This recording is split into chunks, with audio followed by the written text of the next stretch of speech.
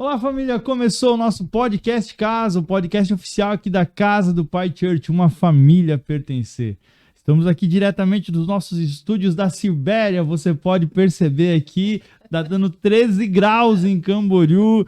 Não tá fácil hoje aqui em Camboriú, mas com certeza a gente vai ter um papo muito fluido, muito abençoado aqui. Hoje no estúdio aqui eu tô com o João na parte de corte, na parte de monitoramento de áudio, né, João? Tudo certo aí? E tô com a André aqui hoje, uma presença muito incrível de alguém que a gente já queria ter gravado na semana passada. Teve um probleminha ali de voz ali, devido até mesmo ao nosso clima aqui em Camboriú, ele ser um clima muito... oscilante. Não, eu já diria até bipolar, né? Porque de manhã cedo é aquele frio, à tarde vira o Saara, à noite já volta a ser frio de novo.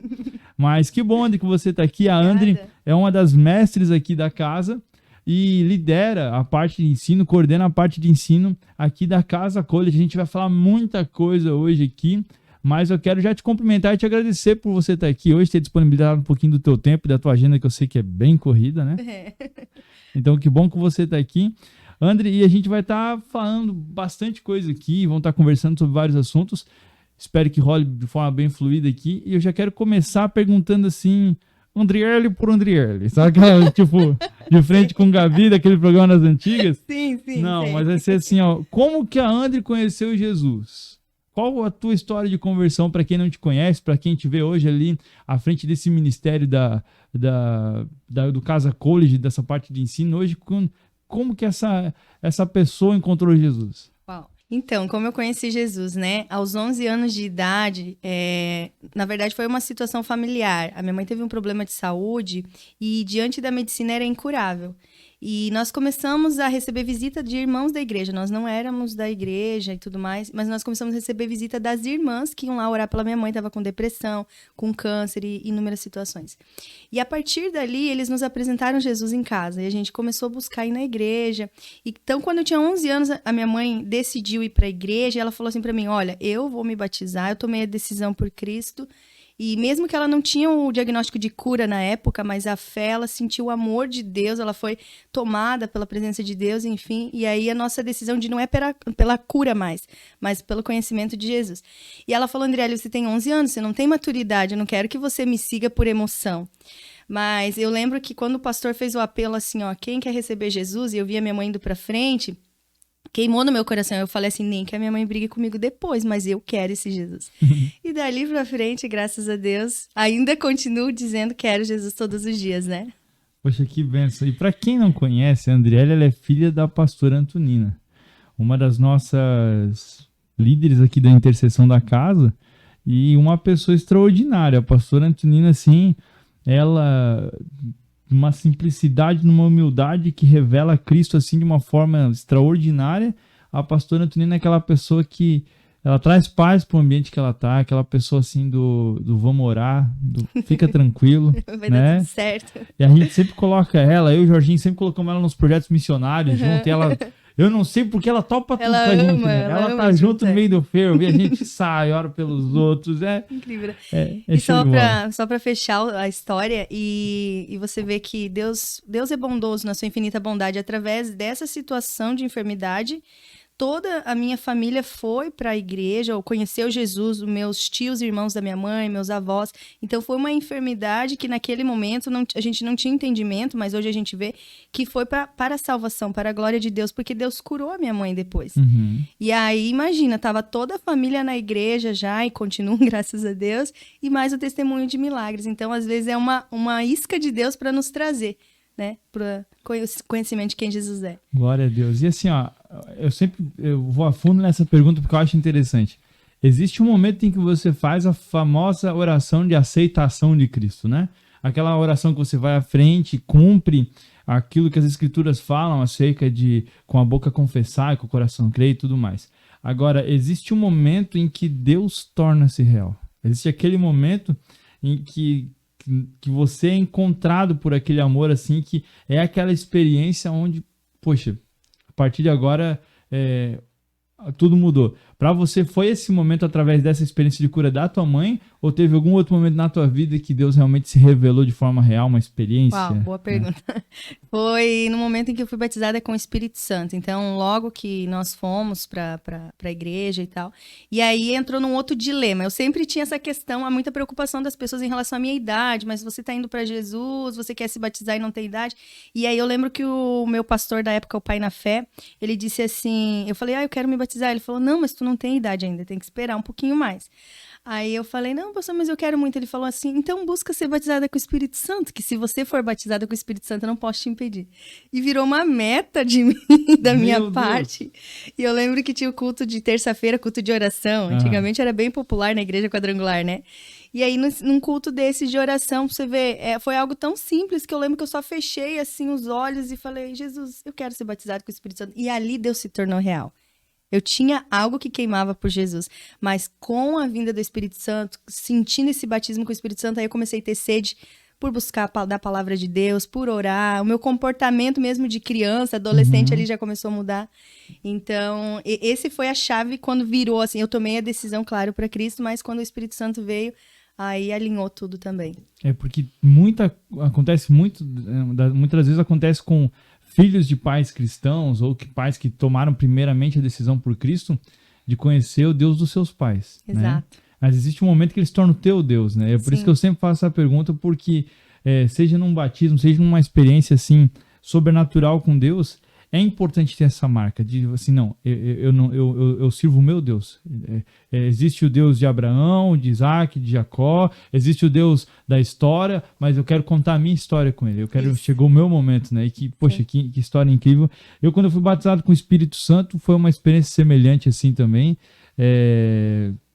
Eu recebi Cristo primeiro na carne, digamos assim, aquela oração de aceitação a Cristo.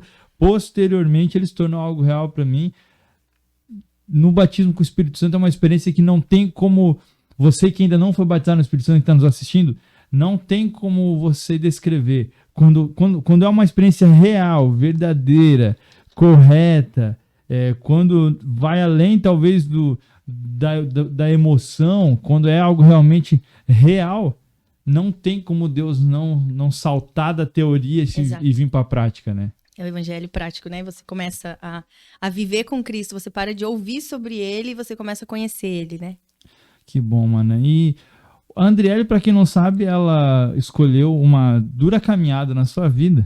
Nós estávamos brincando aqui até com o João, conversando um pouco aqui, que você é professora de matemática, né? Sim. De formação, né? Sim. A gente sempre fala, formação secular. Não, a gente sabe que tudo é santo, quem separa secular e santo somos nós. Mas foi assim, pagando promessa, foi castigo, o que foi assim? Foi um voto com Deus que depois se arrepende até hoje? Conta pra nós um pouquinho por que você escolheu, lógico que a gente tá brincando, né? Mas por que você escolheu a matemática? Então, tudo foi assim, ó, foi incrível. Na verdade, eu sempre gostei de matemática. Eu nunca imaginei que eu faria uma faculdade de matemática. Eu gostava de contábeis, administração, enfim. E aí, quando chegou na época de fazer faculdade, eu pensei, eu vou fazer uma faculdade que tenha a ver com aquilo que eu gosto, né?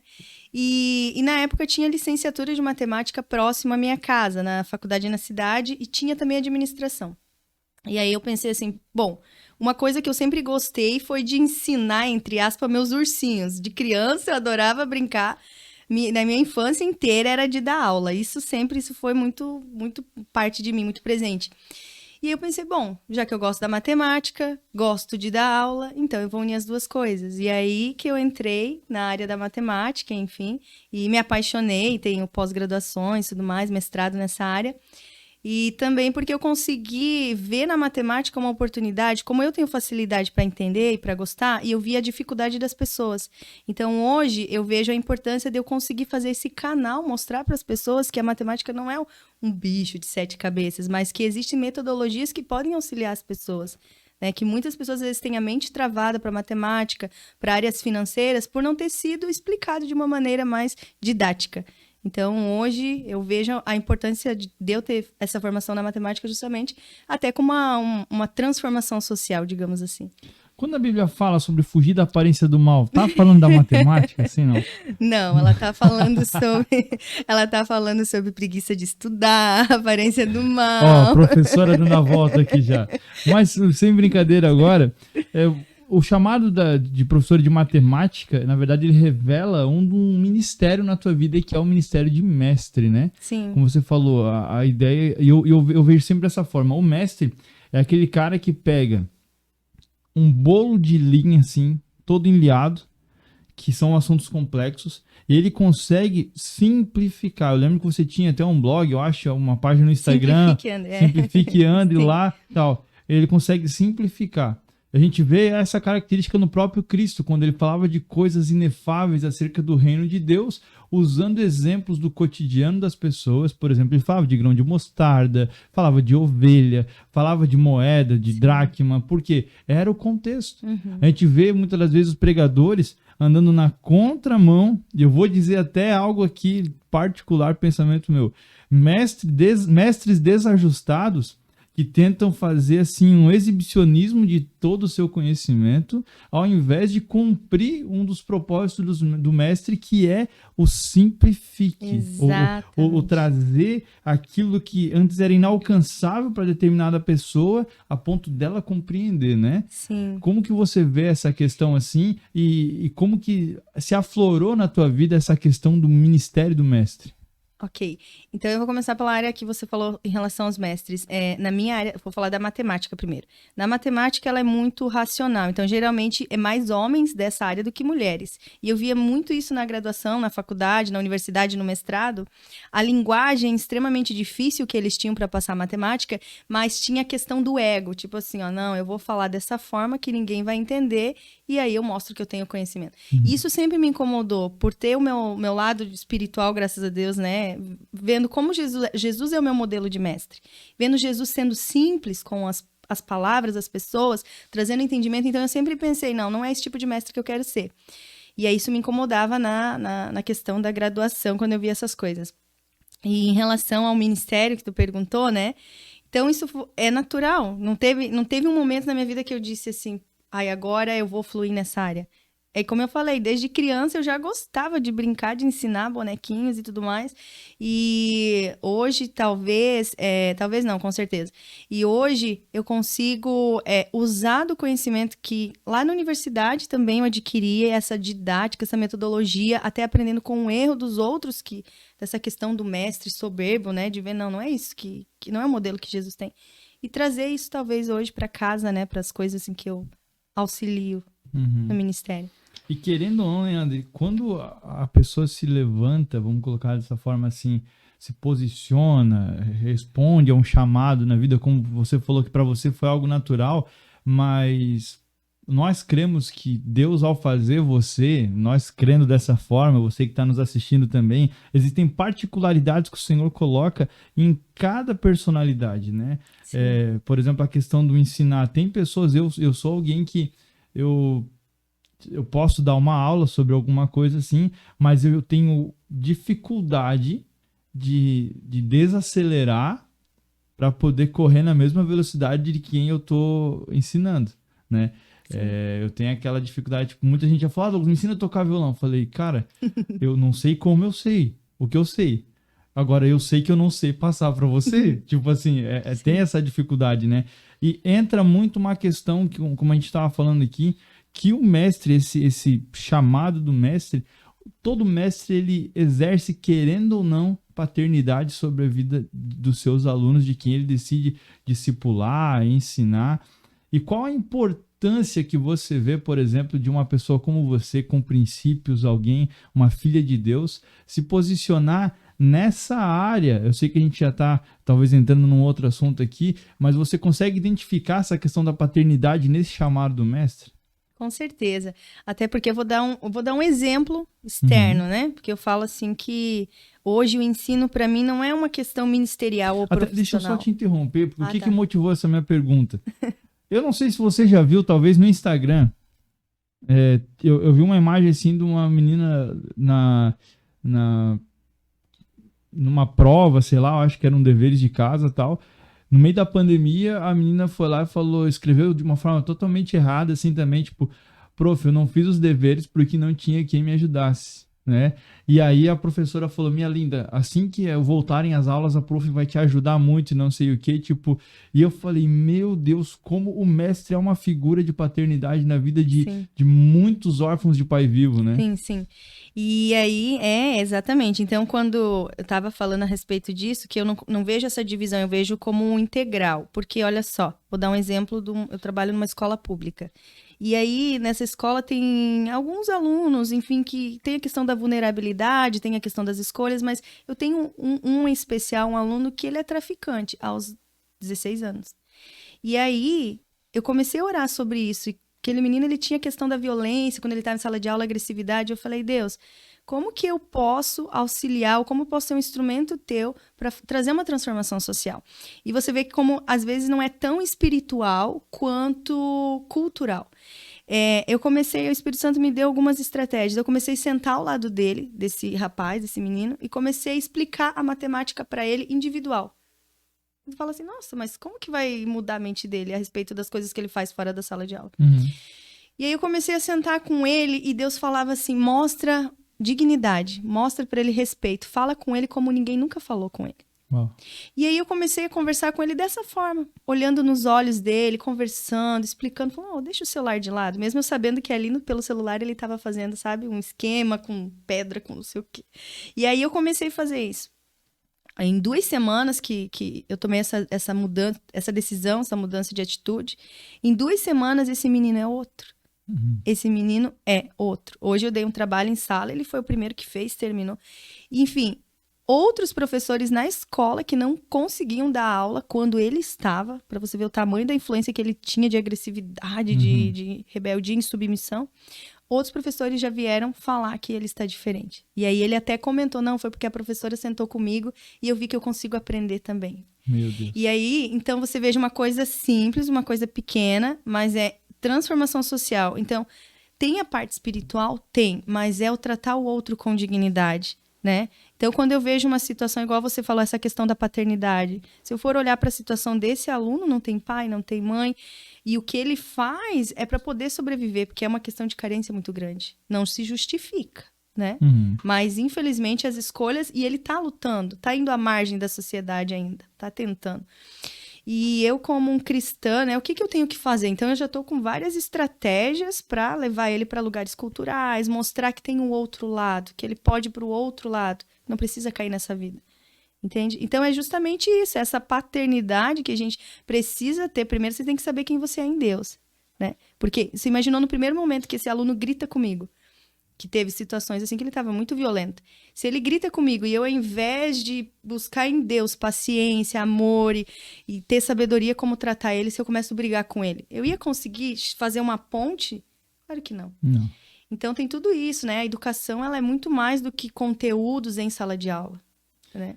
Eu entendo que cada um vai entregar, cada um só libera aquilo que carrega, né?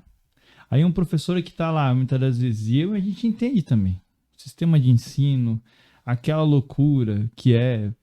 O cara lá faz 200 horas lá para poder conseguir colocar comida na mesa, salário defasado. A gente sabe de toda essa questão.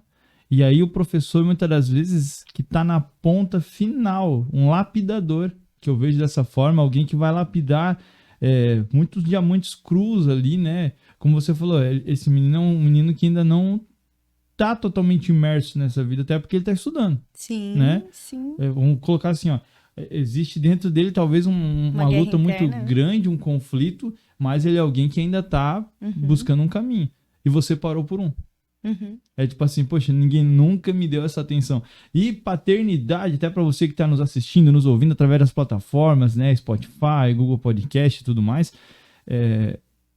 Paternidade não é você simplesmente tentar trazer a pessoa para tua igreja, né? Exatamente. Não é olhar e colocar aquele cara com mais um número e falar assim, não, eu vou ganhar ele para Jesus, já mirando no testemunho que eu vou contar lá no culto e tipo assim, simplesmente focar nas 4 paredes aqui, poxa, é literalmente amar aquele cara a ponto de, poxa, talvez um dia, sim, ele se torne um cristão, talvez ele vá para uma igreja e trabalhar para isso, mas hoje, dentro da esfera da sociedade que eu atuo, eu vou trazer excelência para o ambiente, né? Exatamente. Eu vou ser uma professora tão excelente que Cristo Sim. vai ser revelado através da Sim. minha excelência. Né? Aquela questão que a Bíblia diz, quer comais, bebais ou façar qualquer coisa, fazem tudo para a glória de Deus. Sim. Ali tu dando uma aula para a glória de Deus, Sim. né? Tu trouxe Cristo para o ambiente e está começando a ver essa transformação. Né? Cremos que vai chegar um momento onde haverá o compartilhamento, onde Cristo vai ser revelado para ele, mas até lá eu vou seguir amando. Exatamente. Não mirando ele como uma estatística, como um número para minha igreja ou como um testemunho para eu contar lá na frente, mas realmente cumprindo o meu papel, né? Ou com um rótulo, né? Porque isso acontece muito na esfera da educação, quando você está numa escola, que a cultura, o aluno já está ali há muitos anos e tal. Então, sempre tem a ficha corrida da pessoa, entre aspas, sabe? Ah, esse aluno é assim, assim, assim, não tem jeito. A família é assim, assim, assim, não tem jeito. Então, como cristão, a gente também não pode, como disse Paulo em Romanos 12:2, não vos conformeis com esse mundo. Se tem um rótulo de um aluno, se tem um rótulo de uma pessoa, de uma situação, eu não posso me conformar com isso. Como cristão, eu tenho que olhar para aquela vida, olhar para aquela pessoa com dignidade, com amor, e pensar, será que se ele está vivendo uma vida dessa, não é porque ninguém parou até hoje para ouvir? Quando a gente estuda sobre Jesus, por isso que eu digo que Jesus é meu modelo de mestre. Jesus poderia estar numa missão planejada há muito tempo, Jesus poderia estar com seu cronograma montado, da onde faria suas próximas pregações, mas o que Jesus fazia? Muitas vezes, deixava tudo, fazia um contorno, ia por outra rota, porque tinha uma pessoa que ele queria ter um encontro. Então tem essa sensibilidade, né? Eu lembro muito agora é o momento traumas do podcast aqui. Eu lembro muito de professores meus falarem assim, não comigo, porque eu sempre fui um cara mais pro lado da galera mais estudiosa, assim, até mais nerd, assim. Mas eu lembro muito de professores terem aquele ataque dentro da sala, você fala assim, eu vou dar aula para quem quer. Mas existe aquele que diz assim, que talvez ele não quer, mas ele precisa. Né? Sim. E existe uma diferença entre aquilo que eu quero e aquilo que eu preciso. E o professor está ali para investir. Exatamente. E aí eu sei que é uma ponta frouxa, vamos colocar assim, querer cobrar de um professor sem estrutura, muitas das vezes. Sim. Que tá lá... Que tem até emocional, né? Espiritual. Total, né? Às vezes estão desestruturados, né? Meu quando Deus, entram numa sala de aula. Eu já fui dar uma aula aqui no Ministério Infantil, já quase tive um treco ali de tanta pressão que tanta gente correndo e tudo mais. Então, é uma profissão muito nobre, né? E a gente percebe, assim, o quanto é importante, porque talvez você que está nos assistindo, nos ouvindo, tem aquela professora, aquele professor que marcou a sua vida, né? Sim. De uma forma positiva. Sim. Que foi um pai, foi aquele cara para quem você queria contar as tuas conquistas, aquela pessoa que marcou a tua vida de uma forma especial. Sim. Você tem algum caso, assim, de algum aluno que já trocou uma ideia assim contigo? Tem dos dois lados, tanto eu vou falar de professores quanto alunos. Agora eu lembrei. Logo que eu comecei a dar aula, eu com 18 anos, eu estava no primeiro ano da faculdade, eu já entrei dando aula. Então eu dava aula pro pessoal da minha idade, porque eu fui dando aula lá no ensino médio, com 18 anos. Pensa, com 18 anos dando aula no ensino médio. E as professoras que me deram aula eram minhas colegas, porque tão pouco tempo que eu tinha saído dali. E eu lembro que um dia, numa reunião de professores, eu olhei e tava quem tinha dado aula para mim no ensino de matemática, fundamental, ensino médio, a diretora da escola, e todas elas na área da matemática. Eu olhei para aquelas professoras e disse, uau, se eu tô aqui é por causa de vocês. Eu nunca me esqueço dessa cena, assim. Elas me abraçaram e choraram. Eu falei, sabia que eu tô aqui porque eu tive excelentes professoras? Vocês me fizeram gostar da matemática. E em relação a alunos, sim, eu recebo mensagens, por exemplo, eu trabalhei 6 anos numa escola, esse ano tive a direção de sair e trabalhar aqui por perto, até porque eu queria estar em escola pública, sabe? Eu queria essa missão, eu preciso fazer algo. Eu fiz um mestrado agora em universidade pública, então eu tinha dentro de mim, não, eu quero dar o retorno para a sociedade, nesse sentido, para quem talvez não tenha condição de pagar um colégio particular, uma boa aula, eu quero dar o meu melhor para eles. E aí eu fiquei 6 anos trabalhando em escola particular, gostava muito de trabalhar e tal. E quando eu saí agora, meus alunos de lá ficam me mandando mensagem pelo Instagram e tal. Professora, tá acontecendo tal situação aqui na escola, o que a gente tem que fazer? Ninguém ouve nós aqui. Não tem outra pessoa que possa nos aconselhar igual você aconselhava.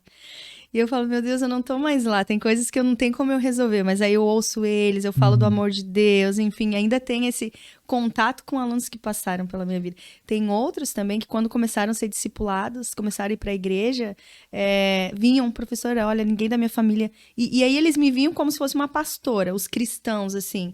Porque daí qualquer situação que acontecesse, eles iam correndo. Tu me ajuda, olha tal situação, eles estão batendo contra a minha fé, nanana. E aí eu ajudava eles, ficava ali. Professora, ninguém na minha família acredita em Jesus. E aí ela dava uma palavra, não, continua firme. De repente, no batismo, tem uma aluna minha que se batizou agora há pouco tempo, de outra cidade, enfim. E ela me marcou no Instagram, professora, muito obrigado pelas tuas palavras. Daí fala, uau, sabe? Tu fala, meu Deus, obrigado, Jesus. Não tem como falar que é uma profissão e um ministério. É tudo junto. É um Entende? propósito. É integral, é um propósito. Glória a Deus. Cara, e assim, o ambiente de escola, de ensino, de universidade, eu vejo que talvez seja lá de trás que houve meio que uma contraposição entre o ensino que liberta, vamos colocar assim, né? A sabedoria, o conhecimento e a religião, a igreja. Porque lá atrás a gente sabe como é que Filosofia, foi. né? Eu vejo que desde lá de trás, a igreja católica, nos primórdios, né? A gente sabe que a religião ela teve os seus momentos muito tensos, muito críticos, assim, de realmente estarem totalmente deturpadas, venda de indulgências e tudo mais. E esse iluminismo, ele veio de uma certa forma, num propósito bacana, porém, ele acabou iluminando talvez demais, né? Né? Entre aspas, né? E houve daí vamos dizer assim, cada um seguindo um caminho oposto, e não conseguindo ver, por exemplo, que a fé e ciência se tornaram opostos. A gente viu agora, principalmente nessa situação de pandemia, aonde fé e ciência se viam opostos, quando na verdade não precisam andar opostas, né? Não. E dentro do ambiente acadêmico há muito disso, né? Sim.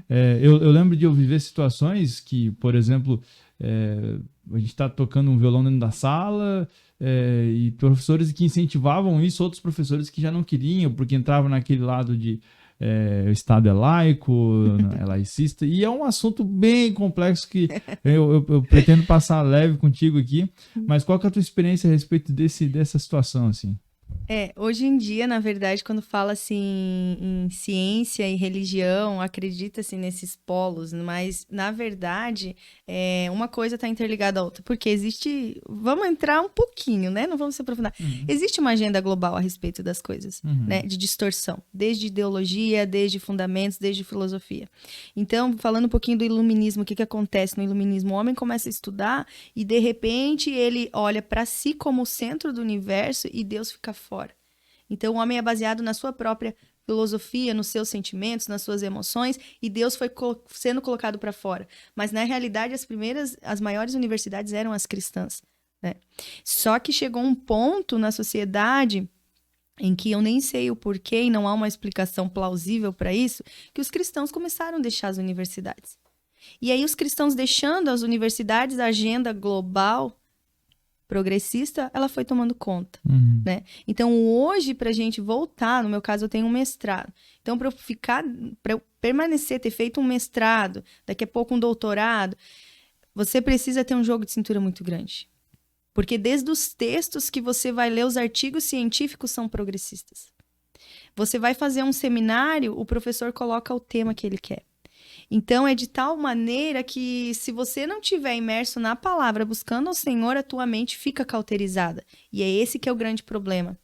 Porque, lembra que eu falei que as primeiras universidades eram cristãs? Então, devido aos cristãos ter deixado, quem tomou conta? Quando a luz vai embora, as trevas reinam. E aí, hoje, nós estamos lutando para tomar esse monte da sociedade de novo. Mas era nós. Fomos nós que criamos. Né? E então, hoje, dentro da universidade, tem que ter muita sabedoria, porque você não pode ficar o tempo todo brigando lá dentro. Você tem que entender que se alguém tá lá, um professor teu, ele é formado, ele é gabaritado, você tem que respeitar ele também, por isso. E eu sempre procurei nesse tempo, nesse processo, a extrair o melhor, sabe? Extrair o melhor. Eu tava lá, Jesus, eu não concordo com isso, mas o que daqui eu preciso para minha vida acadêmica? E eu sempre separei muito bem. E em relação a estar dentro da universidade, eu vejo assim que é como ser focos de luz. Sabe? Às vezes a pessoa ela quer ser um grande farol, mas ela não quer ser um foco de luz ali numa salinha menor. E aí tem os colegas que você vê, as pessoas começam a estudar muito. Quando começa a ficar numa filosofia muito humanista, muito dona de si, que é essa questão do progressismo, fica muito porque o ser humano, mas quando vai entrando em vazios da alma muito profundos. E esse vazio ele não pode ser suprido com a ciência. Entende? Então, quando você busca o Senhor, busca a revelação do Espírito Santo sobre as coisas, você pode até estudar, que nem no meu caso, na matemática. Tu pode até ir lá na ciência, estudar matemática, mas você vai ver Deus naquilo. Entende? E você vai filtrar e guardar o teu coração. E lá dentro, como eu falei, é um grande território para o evangelismo, as universidades. Porque nesse lugar tem pessoas muito vazias de Deus. Pessoas que estudam demais, que elas têm diálogo para qualquer coisa, para qualquer debate, mas elas não têm a resposta para a dor da alma delas. Entende? Então, hoje o convite que eu faço para você que está assistindo, você que tem vontade de ir para uma universidade, mas fica aquela preocupação, mas será que eu vou desviar? Sabia que eu ouvia isso aos 17 anos, quando eu fui para a faculdade, eu escutava assim alguns irmãos da igreja, irmã Andriele, cuida para não desviar. Era a frase que eu ouvia. Hoje eu digo assim, ó, qual é o segredo, né? Alguns já me perguntaram, qual é o segredo depois de anos você ainda continuar estudando e não ter duvidado da fé, mesmo conhecendo da ciência? O segredo, sabe o que é? Estar mergulhado na presença de Deus. Muitas vezes eu ia lá, ficava durante a semana fazendo os meus estudos do mestrado. Quando eu voltava, a primeira coisa, eu fazia o que diz Romanos 12:2. Eu não me conformava, eu transformava, eu ligava um louvor, ligava uma palavra e vinha dirigindo, porque eu estudava em outra cidade, e vinha ali, ó, Espírito Santo, vai trabalhando na minha mente, não deixa que o sofisma humano domine sobre o governo do Espírito. E era ali que eu conseguia filtrar a informação que eu precisava para o artigo, para minha escrita, para minha dissertação, e aquilo que não ia me acrescentar em nada, que era a palha, separando o trigo da palha, digamos assim, sabe? Realmente se tornou um ambiente tóxico, porque tudo aquilo que a gente entrega para Satanás abraça, né? Exatamente. A gente vê isso em vários montes, que a gente vai entrar nesse assunto ainda aqui, da sociedade, como as mídias, né? A gente vê o grande ambiente criativo foi dominado por pessoas que não são professamente cristãs, sem assim, temor né? a Deus, né? Sem temor a Deus algum, e é por isso que a sociedade ela caminha para esse norte, né? Exato. Eu, por exemplo, tive uma experiência, isso que, poxa, minha escola era aqui em Balneário Camboriú, simples, eu não vou citar o nome da professora, para evitar problemas isso mesmo. maiores, né? Mas ela sabia que eu era cristão e eu começou a ver aquela perseguição. E algo que eu percebo também, que da mesma forma que eu vejo, são dois extremos, né? Da mesma forma que a pessoa não tem que querer ser um farolzão e querer ser o Zé Igreja lá e, cara, tem que entender os ambientes, né? É ser prudente. Equilíbrio, né? É conseguir surfar na onda, assim, cara, exato. Porque se você quiser chegar lá e ser um santarrão e começar de muita crentice, com vocabulário crentez e querer ser aquele cara, assim, bitolado, você não vai ganhar ninguém. Exato. E você vai ser ainda taxado, vai ser colocado na prateleirinha lá de ridículo ainda. Agora, quando você sabe, na minha época ali, a gente pegava e fazia, por exemplo, assim, a galera no intervalo, a gente tava lá, sei lá, jogando truco, jogando vôlei e tal. Eu levava meu violão, era permitido, manifestação das artes e tal. E aí eu, cara, começava a falar de Deus. E aí foi bem numa época que... O filme é muito mais antigo, mas foi numa época que começaram a divulgar, lançar... Foi a popularização da internet, 30 anos chegando, 31 chegando agora, meu Deus do céu. Mas, e aí começou a sair cenas daqueles filmes, tipo, Deixados para Trás. Começou a vir os temas, tipo, que até então eram totalmente desconhecidos pela maioria. Arrebatamento, Final dos Tempos. E a gente fazia rodas de conversa sobre isso na escola. E essa professora de história começou a olhar, assim, aquilo e começou a ficar, assim... A ponto dela dar no final do ano, todo ano a gente fazia uma dissertação de um livro, ela deu pra mim um livro, Deus, um Delírio. Acho que é Richard Dawkins, não. Eu não lembro agora o autor. E ela pediu pra eu fazer a resenha desse livro. E aquilo ali foi Eu falei, cara, é real aquela perseguição? Sim. Tipo, e aí agora eu entro no... Dou uma pausa aqui, eu entro no que eu queria falar.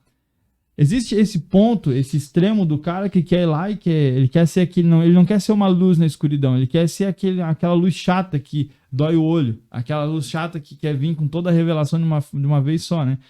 Mas também, por que se cessou a perseguição dentro da escola pelo cristão? Não é que o mundo tá mais legal. Isso é algo que Deus fala muito comigo.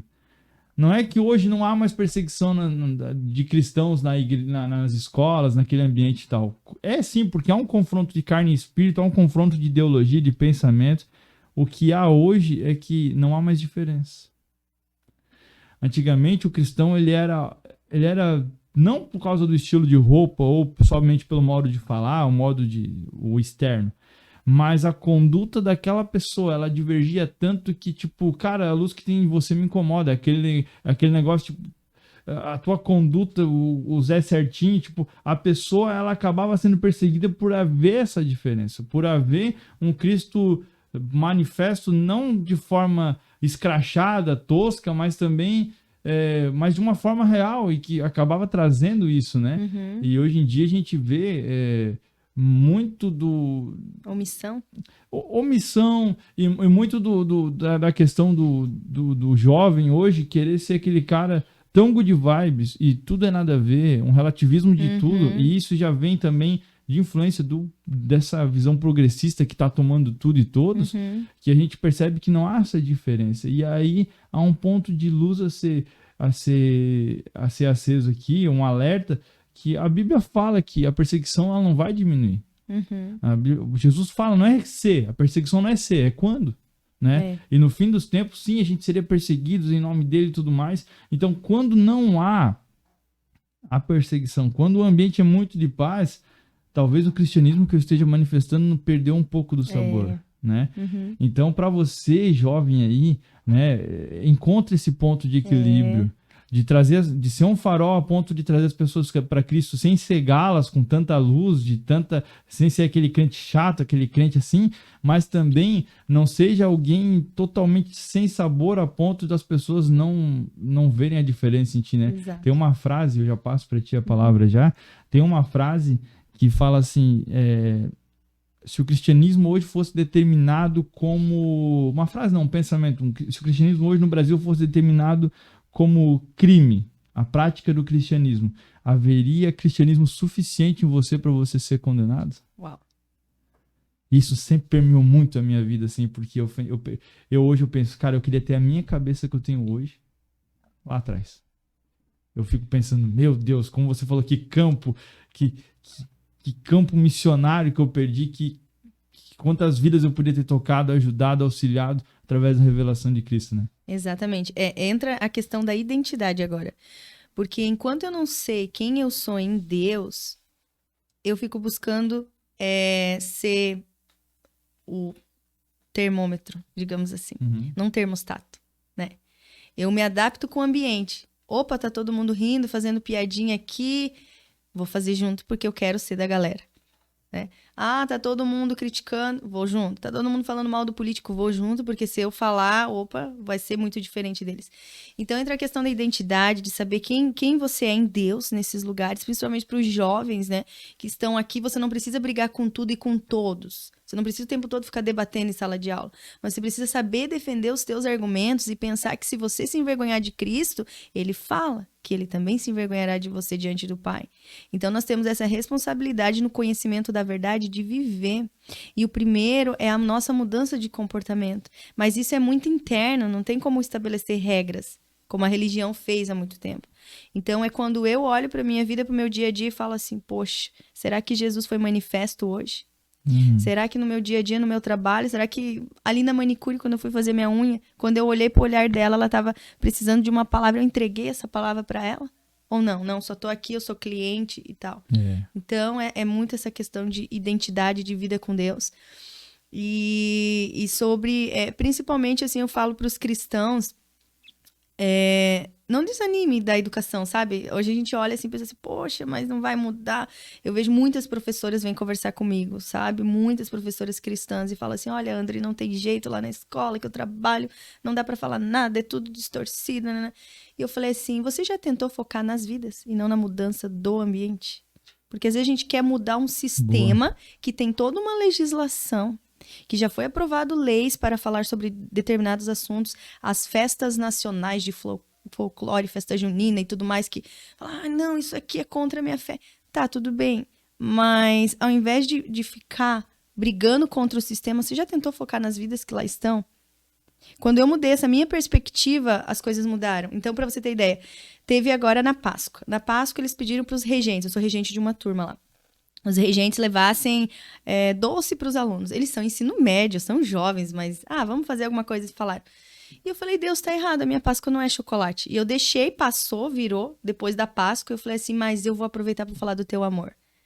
Já que tem essa porta de, o coelhinho da Páscoa, eu me nego a falar sobre isso, mas então eu vou falar quem é o Jesus e quem que morreu na cruz, quem é o Cordeiro.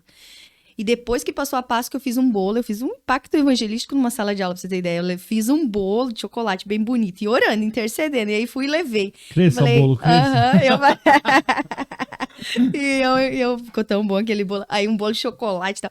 Aí levei pra eles, mas por que, professora? A Páscoa já passou. Eu falei, justamente. Sabe por que eu não dei nada pra vocês na Páscoa? Porque não é sobre coelho, é sobre cordeiro.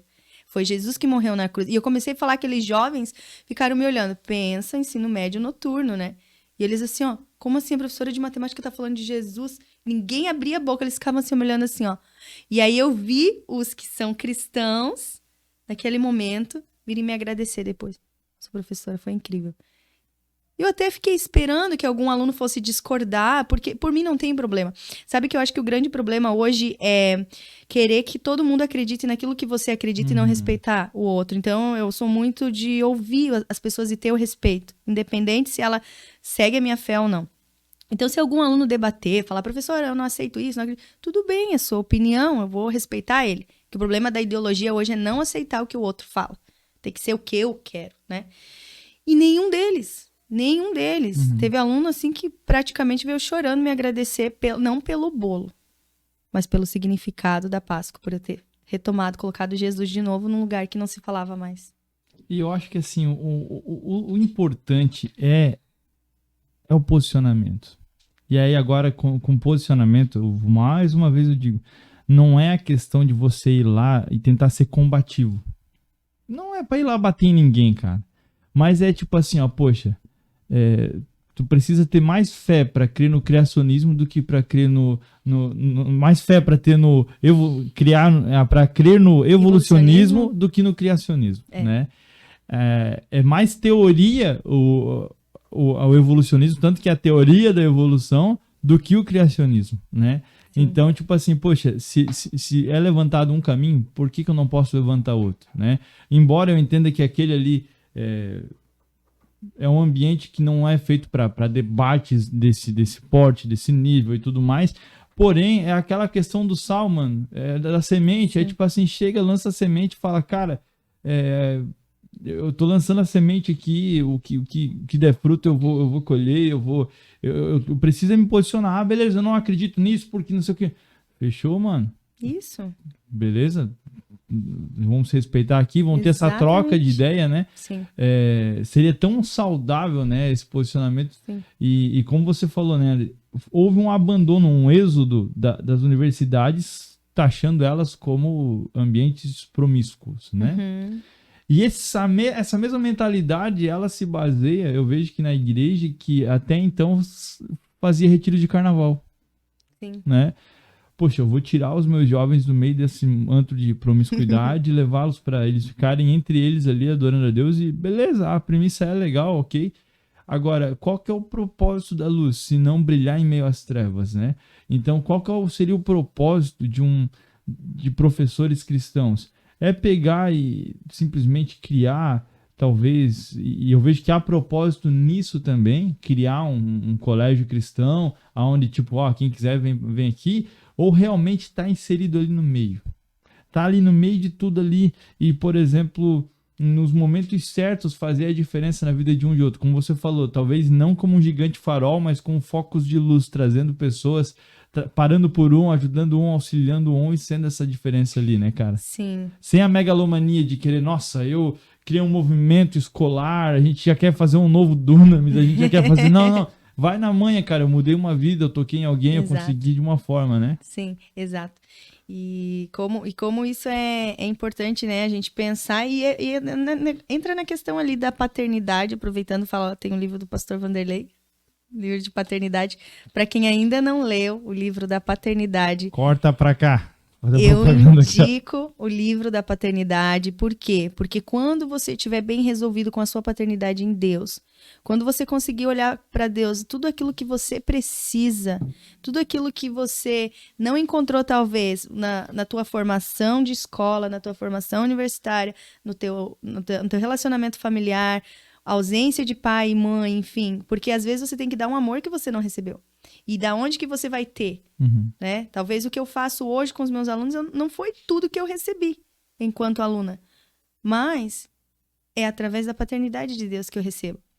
Então, eu gostaria de indicar para você que ainda não leu o livro Paternidade, é uma rema, principalmente para os jovens, leiam Paternidade, porque quando você descobrir quem Deus escreveu para você ser, o que Deus tem para você, o teu propósito, é aquela frase de efeito. Você não vai querer ser mais ninguém além de si mesmo. Glória a Deus, que tremendo. E a importância do conhecimento, né, André, que também liberta. Eu vejo assim, eu soube de uma história que em Camboriú, de um senhor que ele não sabia ler, não sabia escrever, não sabia os números, a ponto de não saber as cédulas.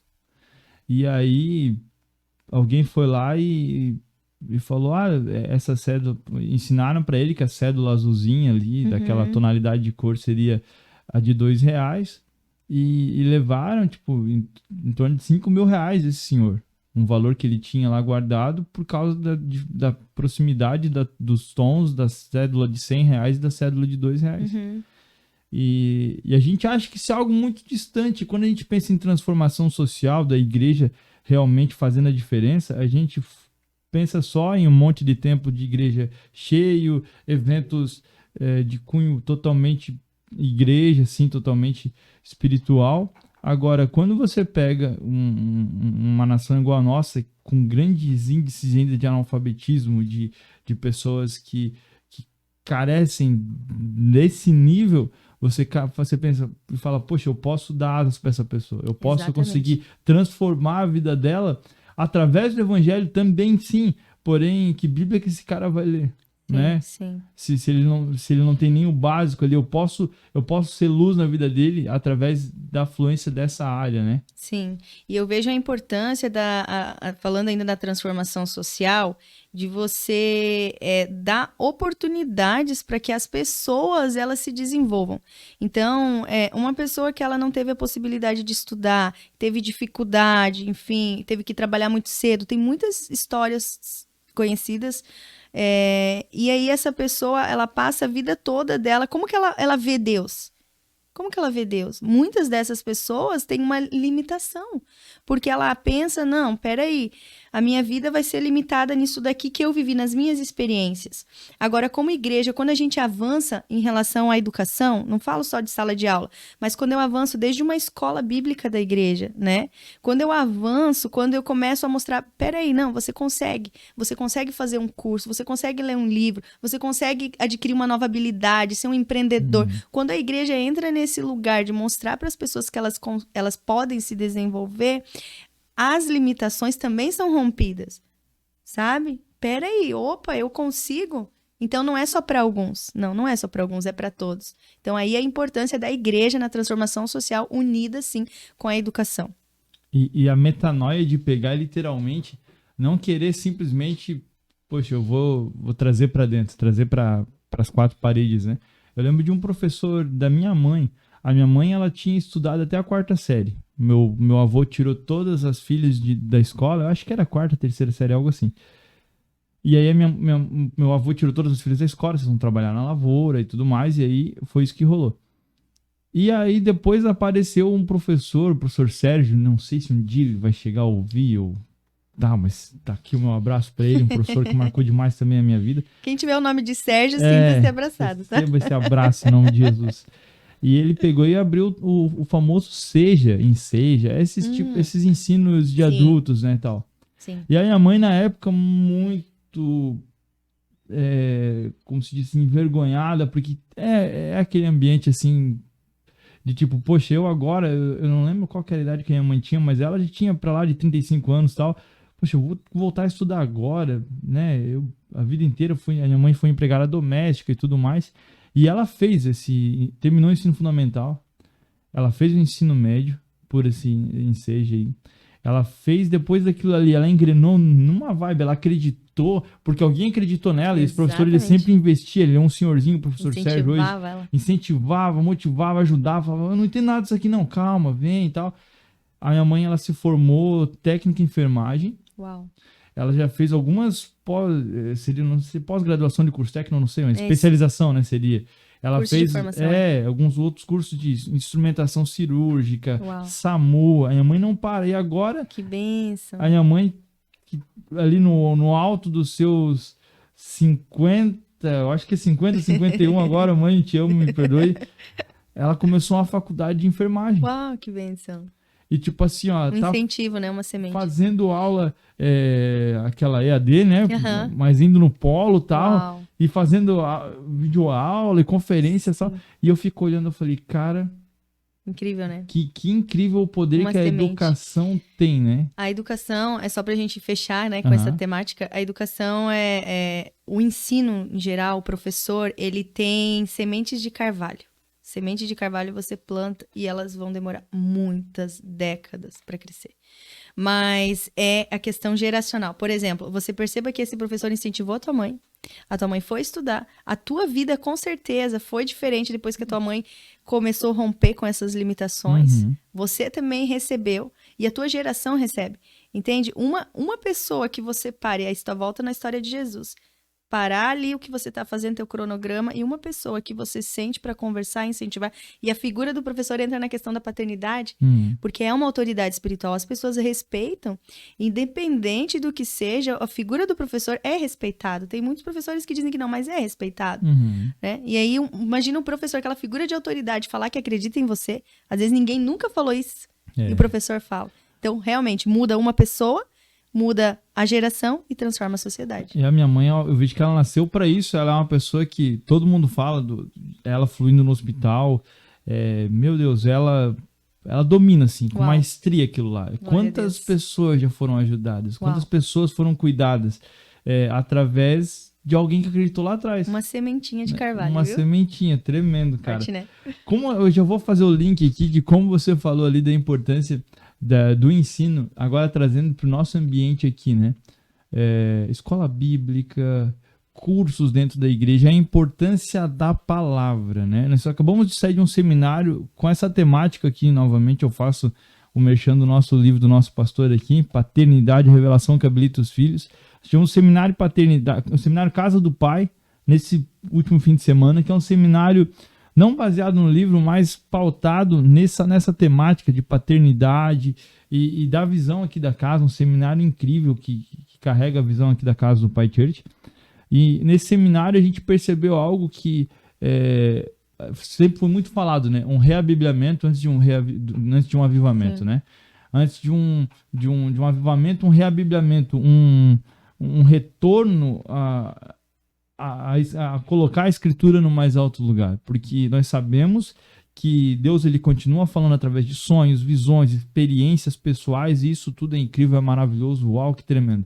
Agora, nada substitui a revelação de Cristo nas escrituras. Exatamente. Nada substitui o abrir das escrituras e o erguer as escrituras acima dos meus argumentos, acima dos meus sofismas, dos meus modos de pensar, e qual a importância hoje de você, como uma mestra aqui da casa, coordenadora de ensino? A gente vai falar um pouco sobre a Casa College agora, que é uma das escolas, na verdade, que é o sistema de ensino aqui da casa, né? Qual a importância hoje da igreja, século que a gente vive, século XXI, qual a importância da igreja hoje estar manifestando e buscando ênfase nessa questão do ensino da palavra, na igreja biblicamente correta, biblicamente avivada?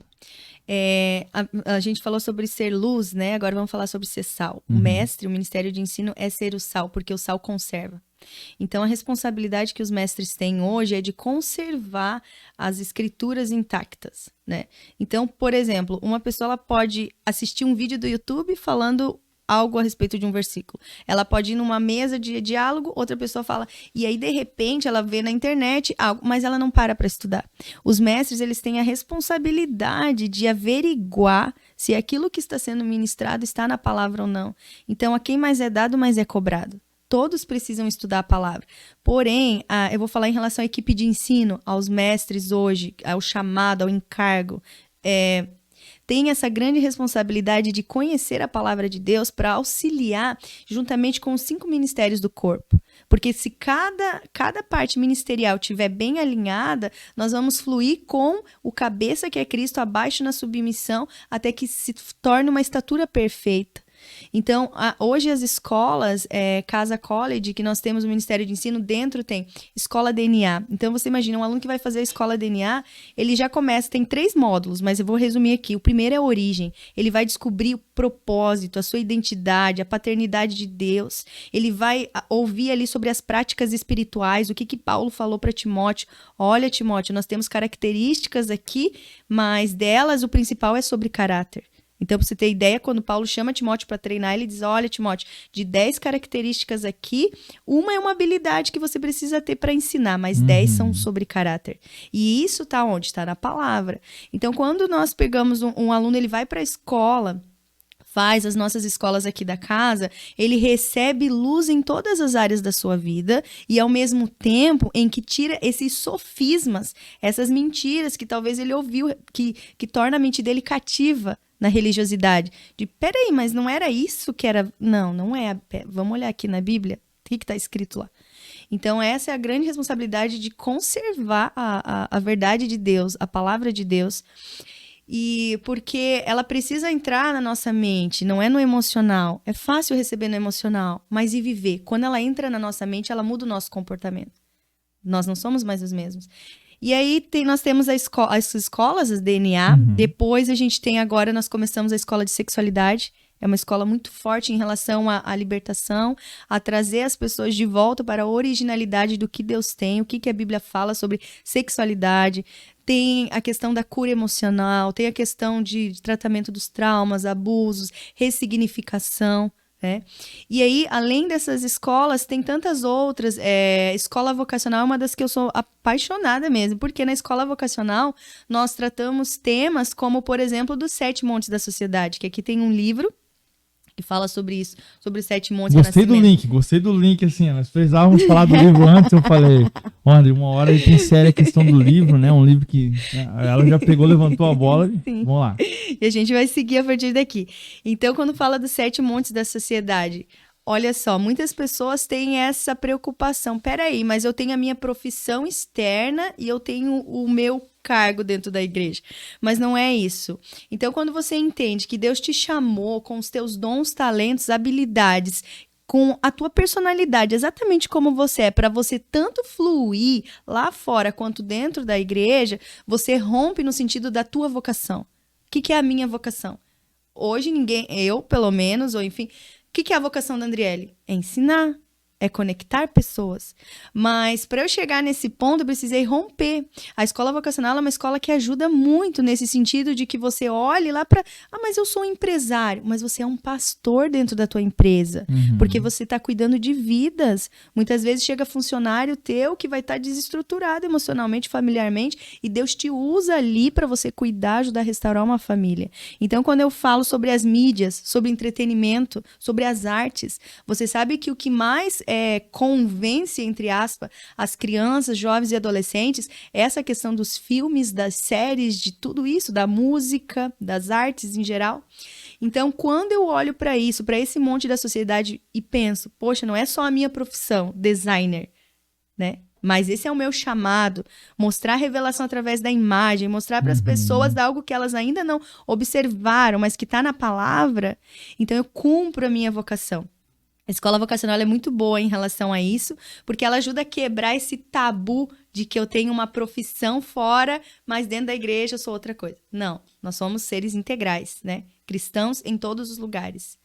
O pastor sempre fala sobre o grande débito que a igreja tem de pegar, por exemplo, advogados, médicos, jogadores de futebol, atletas, e tentar transformar esses caras num diácono, num pastor, num músico. Tipo assim, eu pego esse cara e vou tentar simplesmente encaixar ele dentro do meu ecossistema, das minhas 4 paredes aqui, das minhas caixinhas. Então, cara, a gente precisa, lá onde você tá, você que tá nos assistindo, ouvindo, aí onde você tá, seja qual for a área hoje que Deus te chamou. Desde a profissão talvez dita como mais simples até a de maior grau de influência no meio da sociedade hoje. Você foi chamado para manifestar o reino através do caráter de Cristo na sua vida. E o que a André falou aqui, que é algo muito forte, as nossas escolas, elas tanto habilitam a pessoa de uma forma bíblica, né, trazendo realmente a luz das escrituras, porque hoje em dia o cristianismo é baseado em música gospel, Sim. Música gospel de baixa qualidade, muita música almática, música emocional, músicas que talvez... Deus me deu uma frase nesse tempo que me paralisou. Se Cristo sentasse na tua frente hoje, você e Cristo sentado, um na frente do outro, e ele pedisse assim, me descreva Cristo, ele se veria na tua descrição? Uau. Porque talvez o Cristo que a gente conhece através de canções, através de filmes, esse romance que tem permeado muito do evangelho, quando você abre a escritura, você fala, poxa, será que da onde que tiraram isso, né? Sim. Ou essa ênfase, porque o erro também não está somente em tentar trazer algo, mas a ênfase que é dada a determinados pontos da escritura. Exato. E o total esquecimento que tentam se dar ao restante da escritura. Por exemplo, eu quero muito meus direitos como filho, mas esqueço dos meus deveres como filho. É um evangelho personalizado, personificado. Evangelho. Evangelho. É o termo que eu uso, evangelho, que eu vou mexendo do meu jeito aqui. Não é eu que mudo para me adaptar à Bíblia, eu mudo ela, eu dou uma picotada para ver se encaixa na minha vida, nada na minha a ver agenda. com né? Nada a ver, né? É um inferninho nada a ver que todo mundo fala hoje, né? Por isso a importância de examinar, e como disse Jesus, examinai as escrituras. Nós precisamos examinar, sim. E nas escolas nós damos essa ferramenta para que as pessoas entendam como eu faço um devocional, então. Porque, falando um pouquinho em relação ao mestre, né? Existe aquele mestre, como a gente falou lá do universitário, aquele que diz, olha, eu sei o meu conhecimento. Mas um mestre em relação a Jesus, o nosso modelo, ele nos ensina como mudar.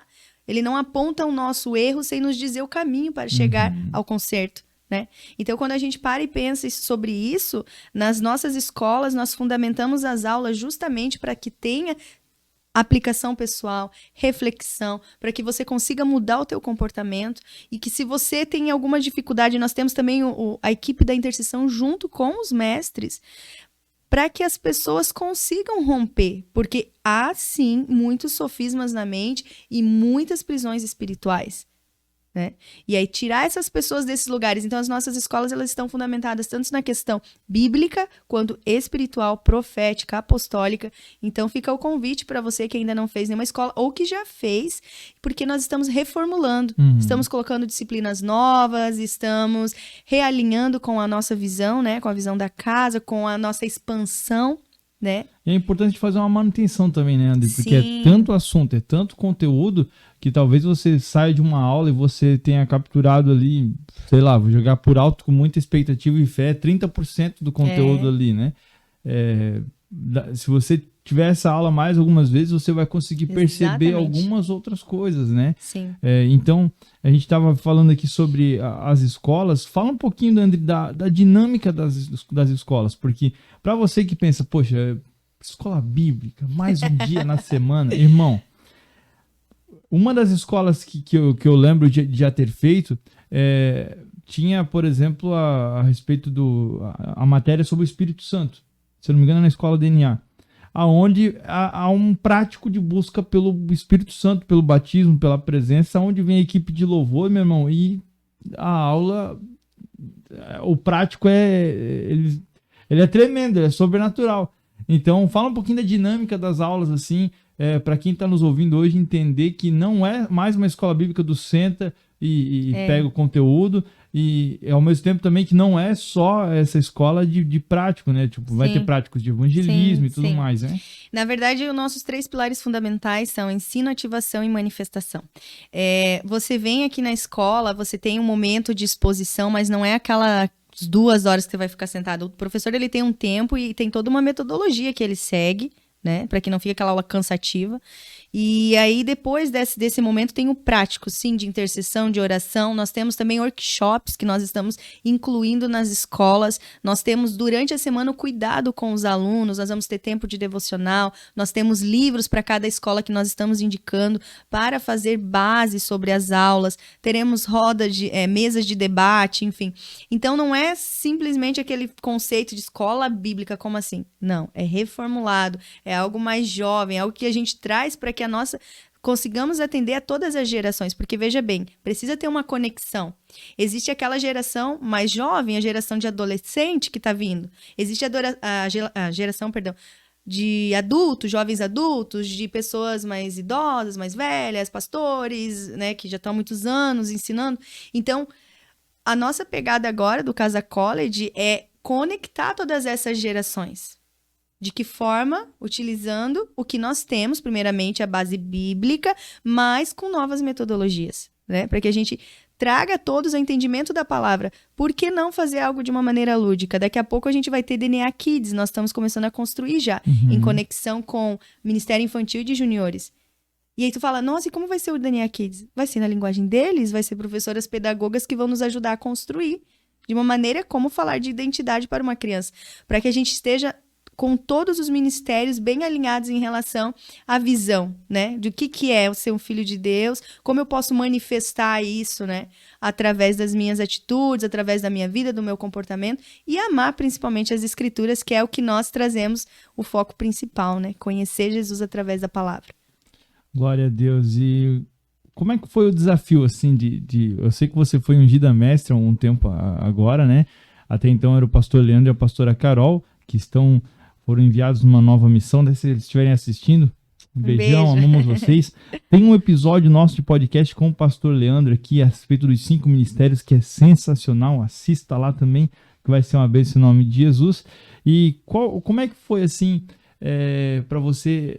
Eu sei que na parte já é a área que você nada de braçada, como se diz, né?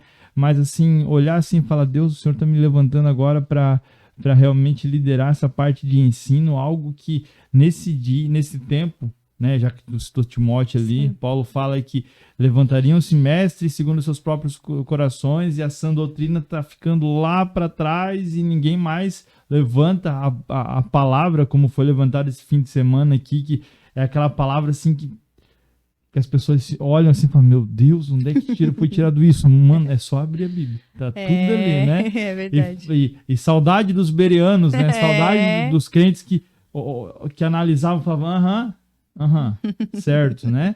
Então, como é que foi para você essa experiência, assim, que impacto? Fala, uau! Eu quero até levantar um altar de gratidão aqui pela vida do pastor Leandro e a pastora Carol, o legado que eles deixaram. Na verdade, todo o Ministério de Ensino tem essa gratidão no coração, porque foram eles, né, junto com o pastor Vanderlei e a pastora Gi, que começaram as escolas lá na nossa igreja do Santa Regina, agora já aqui no Rio Pequeno, depois de muitos anos. E nesse tempo, há uns 3 anos já pra cá, que eu comecei a andar com eles. E o que eu fazia no ministério? Recorda a galera do uniforme verde. Né? Uniforme verde. E como que eu cheguei assim diante deles? Eu sempre fui muito amiga deles, sou amiga deles. E eu lembro que eu falei para a pastora Carol assim, pastora, eu quero ajudar só na recepção, na intercessão. Eu não quero me disponibilizar para dar aula para nada. Eu quero aprender, eu quero andar com vocês. Então foi um tempo que eu andei, mas em 6 meses eles já me colocaram para dar aula. E aí eu andei com eles, eu aproveitei esse legado. Eu vejo assim, tem um livro que é imparável. Até fica a indicação. Esse livro fala sobre troca de bastão. Ninguém vai começar algo novo que não tenha sido iniciado lá atrás. Então, hoje eu estou no Ministério de Ensino, mas foi uma troca de bastão. Foi um legado. Eu andei com eles por esses anos e agora, nos últimos meses, enfim, nas últimas escolas, eu já estava construindo as aulas junto, montando o cronograma. Eu estava nos bastidores trabalhando, mas fazendo toda essa boa parte, não toda, né? Mas boa parte do que hoje, como líder de ensino, eu vou fazer. Então, isso Treinada me pra deixou... isso já, né? Exato, eu nunca imaginei que eu ficaria de líder. Isso não era algo que eu buscava. Eu queimo pela educação, pelo ensino, e eu queria usar sempre tudo aquilo que eu aprendi na universidade, de metodologias, didática, enfim, da prática mesmo, ajudar na igreja nesse sentido. E aí eu fui indo e, de repente, quando eu vi, eu estava sendo ungida, líder no ministério. E sabe a história de Davi, assim, não que eu queira me colocar como, né? Mas, assim, uma coisa linda na história de Davi, que Davi não estava parado. Davi estava suprindo uma necessidade. Quando o profeta Samuel chama, quer ungir, não é nenhum, e de repente é aquele Davi que não era o modelo padrão que as pessoas esperavam, mas foi ele que foi escolhido para aquele tempo. Davi estava cumprindo a necessidade do seu pai Jessé cuidando de ovelhas, sabe? É isso. Então, o que me deixou em paz é porque eu não estava de braço cruzado. Eu já estava lá no meu monte da sociedade, falando do amor de Deus, eu já estava me vendo parte disso como um chamado muito forte que Deus me deu em relação ao ensino. E aí, claro, vem a surpresa, você, né, pensa, meu Deus, será, Deus? Coloca outro. Eu falei, pastor Vanderlei, até, pastor, coloca outro, eu fico junto, eu tô no suporte junto, eu vou estar junto. Não, Deus falou, é com você e tal, amém. Mas o que me deixa em paz, Douglas, eu até fiz reunião com a equipe de ensino, com os mestres e tal, é que eu sou apenas uma pessoa que vai conectar todos os outros. Entendeu? Conectar os professores, as aulas, os alunos, os intercessores, os outros ministérios da casa. Não é a Andriele. Entende? Eu sou aquela pessoa que vai ter a voz quando Deus mandar. E também vai ser cobrada, é o que eu falo para os professores. Você é aquela pessoa que o pastor Vanderlei vai puxar a orelha. Mas tirando isso, não tem nada de grandioso em ser a líder do ministério, né? É cumprindo o que Jesus quer para esse tempo, né? Não, e que importante, né? A gente está seguindo esse legado, né, de ensino, e a gente entende que grande parte do crescimento daquilo que Deus tem liberado sobre a casa do Pai Church, ela vem desse fundamento, né, do ensino. Sim. De literalmente ter essas escolas, não assim como base de obrigação, e talvez você que nos ouça, nos assista nesse momento, pense, já falaram pra mim um dia eu queria fluir ali no louvor, me falaram que eu tinha que fazer umas escolas antes, isso e aquilo. Não, cara, não é assim, tipo, faça essa escola primeiro como uma obrigação, um cursinho pra você poder, tipo, que você faz obrigado de cabeça baixa pra poder, não. A questão é literalmente que aqui na casa a gente não quer ninguém fluindo sem saber quem é, sem saber o porquê, porque senão vira só trabalho, senão a pessoa não entende o seu propósito ali. E aí o ensino liberta, né? O conhecereis a verdade vos libertará. E o fardo é leve, né? Por que o fardo muitas vezes é pesado? É porque a pessoa ela leva na sua condição, naquilo que ela acha, enfim. Então, essa é um dos critérios, né, da casa, para a pessoa poder estar trabalhando hoje, ela tem que passar pelas escolas. Justamente para que entre também na visão. Como que eu vou trabalhar em algo que eu não sei qual é a visão, né? Então, através do ensino, a gente consegue trazer a luz da palavra e ativar as pessoas, né? Ensino, ativação e manifestação também aqui nos 7 Montes da Sociedade, né? Esse livro você encontra na Casa do Pai Store, aberta todos os dias, de segunda a sexta, das 14 às 18 horas, e aos fins de semana, dentro da nossa programação e horários de culto ali. Você tem também o nosso Instagram da livraria, que você pode mandar ali a tua mensagem, ver a disponibilidade. Esse livro, ele hoje está ali também. O nosso livro Paternidade, Revelação que habilita os filhos do pastor Vanderlei também está disponível ali, e em e-book na Amazon. Você que tem um Kindle, você pode baixar ele aí também no Amazon Kindle, que você vai conseguir ter acesso também ao livro do nosso pastor. André, finalizando aqui, eu já quero te agradecer por esse papo bacana, essa conversa. Eu sei que tu já tem que correr daqui para dar mais aula, né? Sim, tem umas aulas agora. E assim, eu queria que você deixasse uma palavra para quem hoje talvez se identifica com esse ministério de ensino e pensa, poxa, eu até citei uma frase na minha última mensagem que eu ministrei aqui no seminário, que o ensino ele é maravilhoso, o ensino das escrituras ele é algo tremendo, porém não visto talvez com tanta preciosidade, porque a plataforma, né, ela traz resultados mais imediatos do que você investir crescendo para baixo, né? Enraizado, né? Então, por exemplo, você parar para tratar o teu caráter, você parar para aprender, para depois querer se levantar para ensinar, é algo que não traz visibilidade instantânea, quanto você pegar e pular todas as etapas do processo e querer já ir para a plataforma, porque aquilo ali traz visibilidade, a visibilidade já traz o retorno imediato, né? Então, que palavra você daria para motivar talvez esse líder que hoje já flui, mas precisa, né, afiar o seu machado, né? Precisa estar alinhando algumas coisas, ou até mesmo alguém que se identifica com esse ministério do mestre e que está pensando em trilhar esse caminho aí tão abençoado, tão maravilhoso. Então, o primeiro, eu vou voltar na palavra que eu iniciei falando aqui sobre Timóteo, quando Paulo fala para Timóteo 10 características. Timóteo, ele ia ensinar, ele era muito jovem e ele já ia ser colocado como mestre. Só que ele primeiro tinha que ter algumas questões de caráter resolvidas antes de ensinar. Então, o que eu falo? Quando você pega um microfone, você está numa plataforma que você tem muita visibilidade. Você se torna uma vitrine. E a vitrine, ela não é só em um momento, ela vai ser sempre vitrine. Então, você desce do altar, as pessoas elas vão olhar assim como está a tua vida com Deus. E Paulo disse assim que Paulo até diz assim, eu esmurro meu próprio corpo, porque depois de ter pregado a outros, para que eu não caia. Então, é muita responsabilidade para quem hoje pega um microfone, não só os mestres, mas quem está em uma plataforma, adoração, enfim. Porque depois que você ministra, tudo que você falou, você tem que procurar viver. É fácil? Não é fácil. Mas nós somos muito cobrados. A Bíblia diz assim, de todos os ministérios, é o único que fala, ai dos mestres.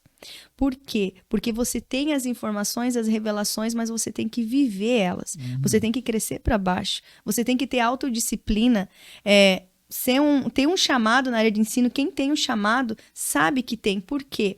Porque você não consegue ficar sem ler um livro, você não consegue ficar sem fazer estudos bíblicos, você não consegue ficar sem se perguntar quando você escuta uma mensagem aonde está isso na Bíblia, ou realmente está na Bíblia. Entende? Você tem algumas características em você que já apontam para esse ministério de ensino.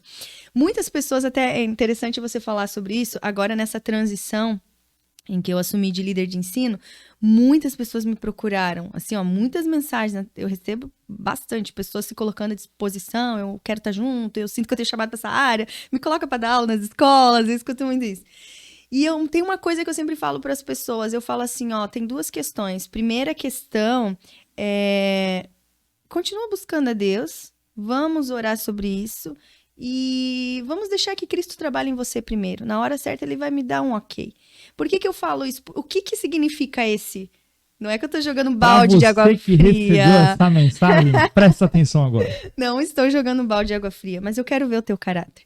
Porque hoje o crivo, quem que me inspira? Em Paulo. Qual que foi o crivo de Paulo para colocar Timóteo pregar? O caráter. Então, tem que ser perfeito para ser um mestre? Não tem que ser perfeito, mas tu tem que ter credibilidade, você tem que ter um alto nível de disciplina, você tem que ter as costas largas, porque você vai ser cobrado. Então, por exemplo, os mestres hoje que estarão com o microfone na mão, vocês não pensem que eles não passaram por diversos crivos. Tanto de líderes, quanto de mim mesma, de chegar neles, opa, o que tá aqui nessa aula? Vamos arrumar isso aqui. E o mestre tem que ter a humildade. Então, se você tem esse chamado, se você tem um coração ensinável, porque acima de um mestre, você tem que ser um discípulo. Então, se você está disponível a sentar... Um eterno aluno, né? Exatamente, a sentar, a ouvir, a ser cobrado, a nós darmos temas para você estudar, livros para você ler. Você vai ter que estar sempre investido na tua vida com Deus e principalmente nas áreas de ensino. Porque se eu li, como você falou, eu li ontem esse livro, daqui a 5 anos a revelação é outra. Não posso achar que aquilo que eu estudei, você fica o tempo todo se reciclando, voltando, estudando, refazendo, aprendendo e tem que estar disposto a ser ensinável. O principal é isso, sabe? Um coração ensinável, né? Não achar que sabe de tudo, porque às vezes as pessoas, né, têm essa. Não, mas eu já estudei a Bíblia, eu já li 3 vezes, eu já sei. Não, peraí, sabe? É isso que eu falo assim, Jesus, eu não quero seguir um devocional que eu tenha feito, eu não quero daqui a alguns anos dizer, não, eu vou pegar aquele esboço. Não, eu quero sentar e ler de novo com Jesus. O tão citado Paulo na nossa conversa aqui, ele chega, eu comentava ontem com o João e com o Gustavo aqui, ele chega no fim da sua vida e ele fala assim, eu quero conhecer Jesus. Uau. E aí você fala, meu Deus, aquele que subiu ao terceiro céu, que viu coisas inefáveis, ele vai lá e fala, eu quero conhecer Jesus. Então, a gente vai lá e faz uma escola, 2 e fala assim, tô pronto, bate no peito e fala assim, ó, né? Me coloca na equipe. Falta muito ainda. André, obrigado. Alguma consideração final? Aquele beijo, um abraço pra mãe. Não, eu quero só O teu pai, conta a história do teu pai. Conta a história do teu Posso pai. contar, Conta. pai? Eu te amo, tá, pai? Quando o Douglas falou que ia me entrevistar, isso já faz um mês, né? Já. Era até antes, eu nem sabia que ia ser líder Aham. de ensino nessa transição. O convite foi antes. feito bem antes já, né? Não foi por causa disso, já tinha me convidado. E aí eu sempre assisti podcast, tava assistindo em casa, na TV e tal.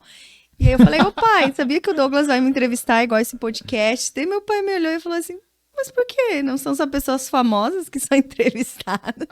Por que você, Andriele? Eu falei, pois é, pai. Pastor Agira, show. A misericórdia de Deus nos alcança. Ai, que O bacana. meu pai é muito bom.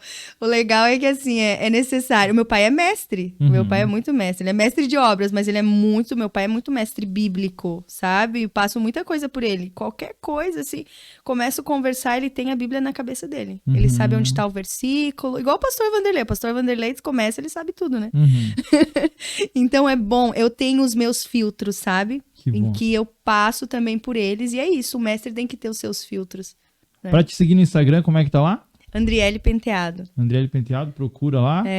Isso aí. E aquele Instagram, aquele projeto paralelo ainda tem? Não tem mais? Não tô tendo muito tempo para o projeto paralelo e tô focando agora mais na relação da Casa College, né? Que daqui a pouco a gente vai ter o nosso Instagram. Eu já vou deixar aqui na descrição, porque vai sair, se eu não me engano, nessa sexta-feira já esse podcast. Glórias. Então já vou deixar aqui na descrição. Siga lá o Instagram da Casa College, onde você vai ter ali devocionais, vai ter muito material ali de ensino. Lives, tudo. Lives, vai ser algo bem bacana, porque a igreja tá migrando esse campus online também, de ensino online, totalmente voltado para esse ensino 5.0, vamos colocar assim. Isso, e daqui a pouco, se Deus quiser, até no próximo ano, 2023, nossos projetos é ter online também. Ter gravações online, enfim, e aí você que talvez está assistindo, fala, mas eu não consigo fazer as escolas hoje. Calma aí, espera um pouquinho, daqui a pouco a gente vai ter online, você vai poder acessar também as nossas Show escolas. De bola. Só vai ser assim, arrasta pra cima, né, João? Isso aí. Gente, vamos ficando por aqui. Esse foi o Podcast Casa, o podcast oficial aqui da Casa do Pai Church, num episódio muito incrível. Essa conversa te edificou, te abençoou. Deixa teu comentário, compartilha, curta pro algoritmo do YouTube entender que esse conteúdo é relevante para você. Deus abençoe você e até o próximo Podcast Casa. Valeu!